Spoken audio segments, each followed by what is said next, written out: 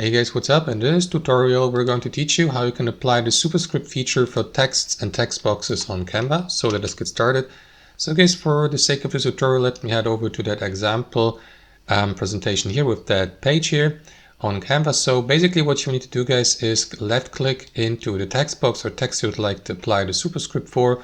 You can apply basically to any text or text boxes here in Canva you like, no matter or regardless of the font.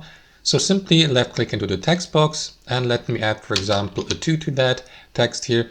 And after that, simply highlight the text you'd like to apply the Superscript for. Click into this button here at the top, Advanced Formatting, and select your text position like none, which is the custom or default setup.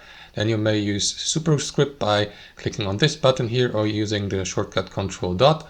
And basically that's it, guys. As you can see now, this has been converted into Superscript. So that's basically it. That's how it works. Thanks for watching and have a fantastic day.